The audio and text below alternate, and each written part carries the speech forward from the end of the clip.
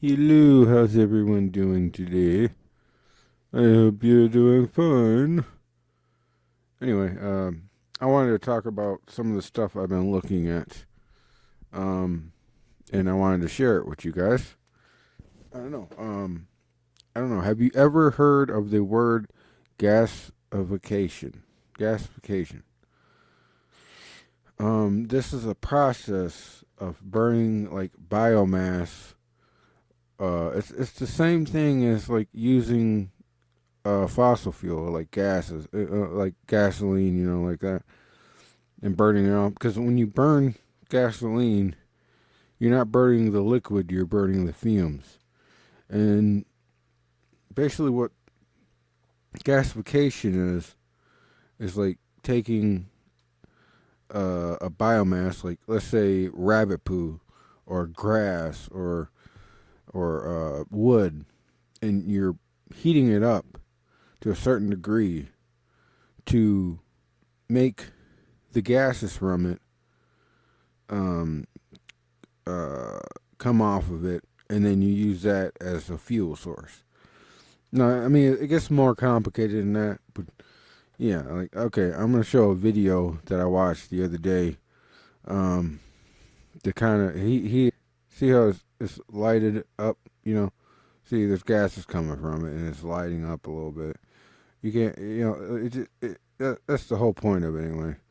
It's like he put the poop in the can. He warmed up the poop to a certain thing, and boom, it you got gas. It's firing. But I'll read the paper I just got on it. You know. There we go. Anyway, yeah. All right. Let's read. Gasification is most simply thought of as choked combustion or incomplete combustion. It is burning solid fuels like wood or coal without enough air to complete combustion, so the output gas still has combustible potentials. The unburned gas is then piped away to burn elsewhere as needed. Gas produced by this method goes by a variety of names: wood gas, Signex, producer gas, town gas, generator gas, and others. It's sometimes also called biogas, though biogas more typically refers to gas produced via microbes, microbes in I don't know, stomach digestion. I don't know. In the context of biomass gasifications using air aspiration gasifiers, the term producer gas is the term we will be using, since the other terms have implications that do not necessarily apply to the gas produced by our gasifier. All right. How we get there, the five process of gasification. Now let's complete things slightly. True gasification is a bit more than just the choked combustion summary presented above. It is more accurately understood as stage combustion. It is a series of distant thermal events put together so as to purpose convert solid organic material into specific hydrocarbon gases as output. Simply, incomplete combustion is a dirty mess. The goal is in gasification is to take control of the discrete thermal process usually mixed together in combustion and reorganize them towards desired end products. In digital terms, gasification is the operating system of fire. Once you understand its underlying code, you can pull fire apart and reassemble it to your will, as well as a stunning variety of end products and processes. Gasification is made up for five discrete thermal processes: drying, pyrolysis, combination, cracking, and reducing. All of these processes are naturally presented in the flame you see burning off a match. Through though they mix in a manner that renders them invisible to eye, not yet initiated into the mysteries of gasification. Gasification is merely the technology to pull apart and isolate these separate processes so that we might interrupt the fire and pipe the result gases elsewhere. See what I'm saying? So yeah, right here. Drying, process, combustion, crackling, and reduction. So I mean, like, yeah, like I don't know if any of you guys ever heard of like this guy who made a car run off of wood. This is the same process. But they never went into how he did it. It was like, oh, he was running vehicles off of wood. So anyway, yeah, and yeah, so yep. And after all that, after all this stuff, so I mean, you get the biomass, you get the water, you get the dry biomass, and it turns into tar and charcoal, and then cracked tar and hot reactive charcoal, and then you cool it down, which gives you what you want to produce the gases for the combustion, and then you get the ashes or whatever, pretty much char ash, so like, yeah. So first you put the poop in. Poop turns to water. Yeah, and here you get it right. So anyway, yeah. 3 of these processes tend to confuse all newcomers to gasification. Once you understand these 3 processes, all the other pieces fall in place quickly. These 3 non-obvious processes are pyrolysis, crackling, and reduction. Here's the quick cheat sheet. Pyrolysis is the application of heat to raw biomass in an absence of air, so as to break it down into charcoal and various tar gases and liquids. It is essential to the process of charring. Biomass begins to rapidly decompose with heat once its temperature rises above around 240 Cs. The biomass breaks down into a combination of solids, liquids, gases. The solids that remain we commonly call charcoal. The gases and liquids that are released we collectively call tars.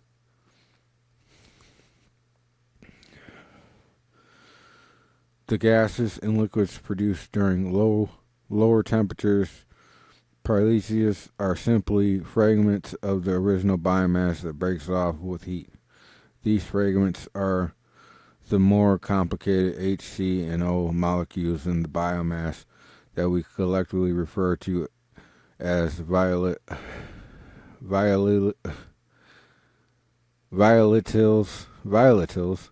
as the name suggests. Volatiles are reactive, or more accurately, they are less strongly bounded in the biomass than the fixed carbon, which is the direct C2C bond. The input of gasification is some form of solid carbonaceous material, typically biomass or coal. All organic carbonaceous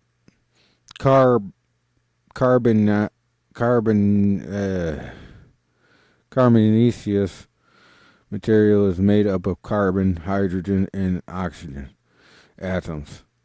Other in a dazzling variety of molecular forms. The goal in gasification is to break down this wide variety of forms into the simplest fuel gases of H2 and CO, hydrogen and carbon monoxide. Both hydrogen and carbon monoxide are burnable fuel gas. We do not usually think of carbon monoxide as a fuel gas, but it actually has very good combustible characteristics, despite its poor characteristics with interacting with human hemoglobin. Carbon monoxide and hydrogen have about the same energy density by volume. Both are very clean burning, as they only need to take one oxygen atom in one simple step to arrive at the proper in states of combustion, CO2 and H2O. This is why an engine run on producer gas can have such clean emissions.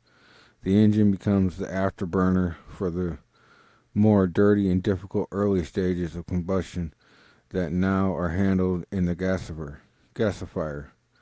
Thus, in review, Polysius is the application of heat to biomass in the absence of air and oxygen. The volatiles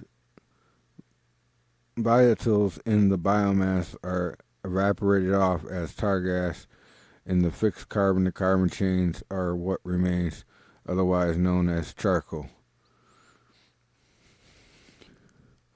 Cracking is the process of breaking down large complex molecules such as tar into lighter gases by exposure to heat.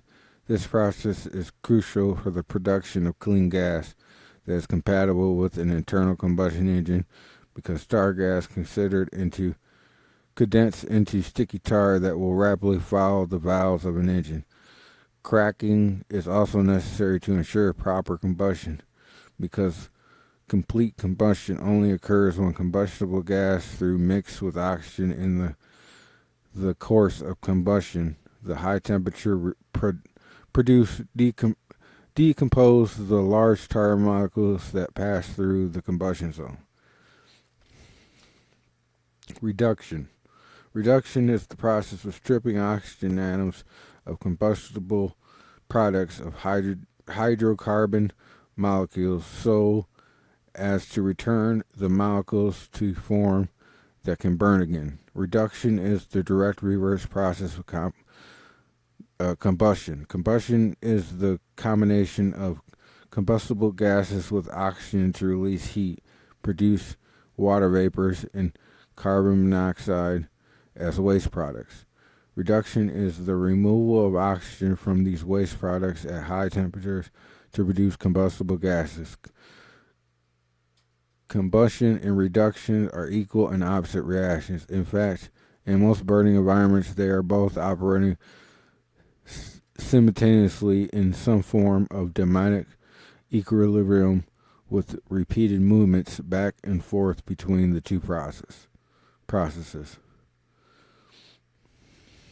Like this. Combustible gases, carbon dioxide, water, red charcoal, carbon, see, output, carbon monoxide, hydrogen. Reduction in a gasifier is accomplished by passing carbon dioxide, CO2, or water vapors, H2O, across a bed of red-hot charcoal, C. The carbon in the hot charcoal is highly reactive with oxygen. It has such a high oxygen affinity that it strips the oxygen off water vapor and carbon monoxide and redistributes it to as many single bond sites as possible. The oxygen is more attracted to the bond sites on the C than to itself. Thus, no free oxygen can survive in its unusual dynamic O2 form. All available oxygens will bond to available C sites. Excuse me for a second. I gotta get something to drink. My throat is, yeah. Okay. Alright, where was I?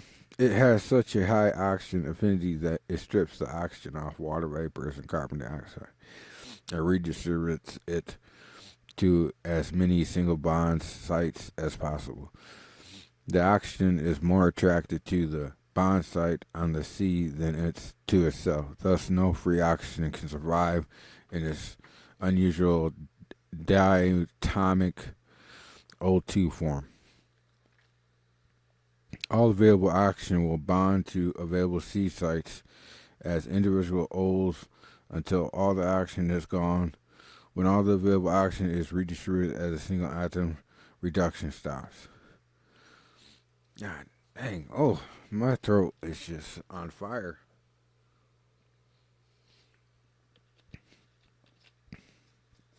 Anyway, okay. Through this process of CO2 is reduced by carbon to produce two CO molecules, and H2O is reduced by carbon to produce H2, or hydrogen, and CO2. Both hydrogen and carbon are combustible fuel gases, and thus fuel gases can then be piped off to do desired work elsewhere. Combustion and drying. These are the most easily understood of the five processes of gasification. They do what we think by common understanding through now, though. Now they do it in the service of pyrolysis and reduction. Combustion is the only net exothermic process of the five processes of gasification.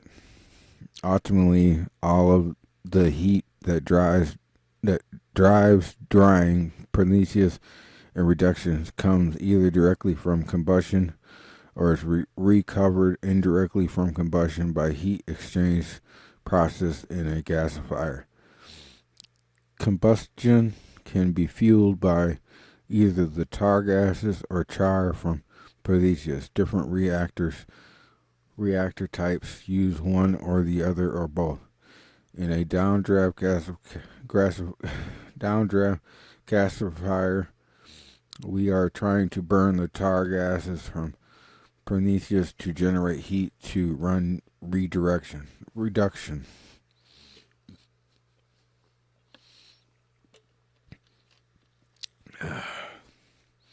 as well as the CO2 and H2O. To reduce in reduction, the goal in combustion is in a downdraft is to get good mixing in high temps so that all the tar are either burned or cracked, and thus will not be presented in the outgoing gas. The char bed and reduction contribute a relatively little to the conversion of messy tar to useful fuel gases, solving the tar problem and mostly an issue of tar cracking in the combustion zone. Drying is what removes the moisture in a biomass before it enters pyrolysis. Pyrolysis. All the pyrolysis. All the moisture needs to be or will be removed from the fuel before any above 100 cc process happens. All the water in the biomass will get vaporized out of the fuel at some point in the higher temp processes. Where and how this happens is one of the major issues that has to be solved for successful gasification. High moisture content fuel or poor handling of the moisture internally is one of the most common reasons for failure to produce clean gas.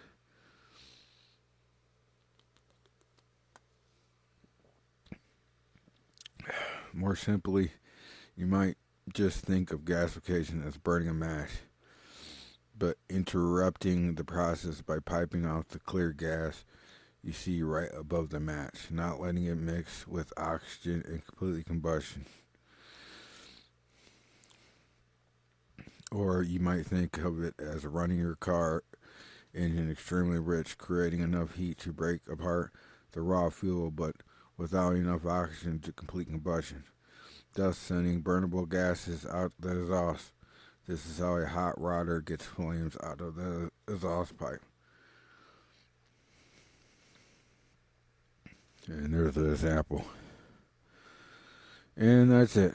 And I'm glad because my throat is going all crazy. But anyway, I will put a link to this website so you can read it if you want. Besides what I just went through, you know. Shit.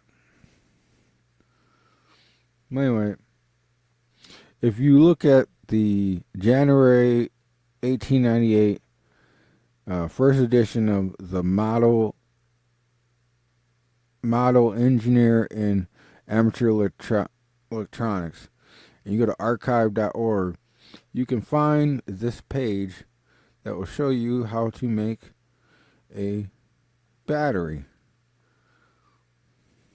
And it's pretty cool. So, yeah, anyway. I took pictures of it, but I guess I didn't do a good enough capturing of it or whatever, so yeah, that's one of the things I got anyway. To make a battery from scratch. So yeah, anyway, that works. I'll put the link in there, but I guess that sucked was, the battery thing anyway. So yeah. And that's my lesson for today. I'm tired from talking and reading this stuff, but I'll put some links in the thing if you want to, read about that stuff or not, And I'm still doing my locksmithing. That's pretty fun, too. I'm halfway done with my locksmithing. I still got a little bit to go, but I'm learning it fast, Pretty cool, yeah, I got a key machine already. I spent I think it was like $225 or something. Like all this stuff from another gentleman. I don't know. I couldn't figure out she meant it was hers or a gentleman. I'm not sure. Anyway, I got some stuff.